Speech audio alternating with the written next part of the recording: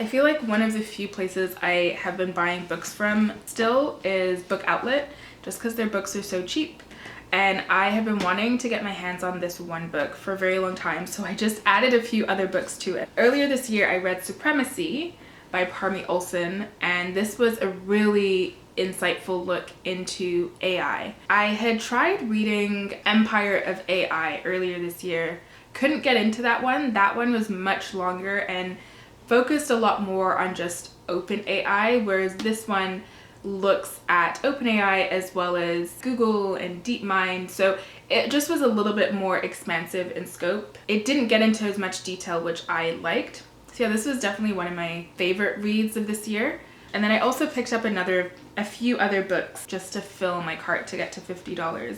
So I started reading this. I talked about this in another video, The Life of the Quran. I actually ended up putting it aside because I don't think I have enough information to really grasp this yet, but I did enjoy the first chapter of it. This is written by somebody who actually is like a scholar in ancient Arabic and really knows the Quran in and out, so it will be a good read when I do eventually get into it. I have said on my channel before, I'm the most familiar with Christianity. It's the religion that I grew up with, and I think part of understanding Christianity, you also understand Judaism, but the Quran and Islam is something I'm not familiar with, so I really have been wanting to expand my knowledge and learn more about the Quran.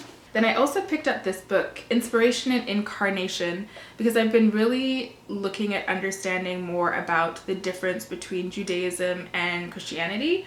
And what this book does is look at the Old Testament, like Old Testament prophecies, and just Old Testament in general, and looks at how it's interpreted by people in the New Testament. So really looking at like biblical interpretation, hermeneutics, I believe is the like proper term for it. So I started reading this. It actually, I think, is available online on the Internet Archive. It was pretty interesting, so I decided to pick this up. And I have been reading one chapter. Chapter 4 is what I've been reading, the Old Testament and its interpretation in the New Testament. This is not a book I intend to read from beginning to end. I consider it to be more of like a reference book. And then this actually is a reference book, Vine's Dictionary of Bible Words.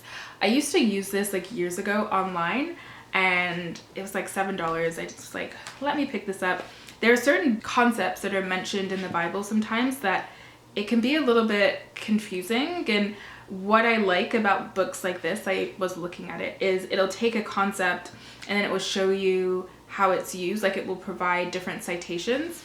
For example, I was reading through the book of Daniel the other day, and it kept talking about this concept called the angel of the Lord. And I was like, what does that mean? And so then if you look at angel, it will show you like angel means, you can't see it, it's really small. Angel means malak, which is messenger or angel. And then it will talk about different passages that it's used in the Old Testament. We'll give you the citation, and then we'll also explain other ways it's been used in like a similar way. And then talks about the angel of the Lord and gives like specific citations in Genesis, Exodus, Judges that refer to that. So just a really interesting reference book. It's nice to have it as opposed to having to look it up online. So yeah, picked that up also. It's a really tiny, small haul. I don't like having my bookshelves full of books that I've never read before. It just feels a bit wasteful. So that's it.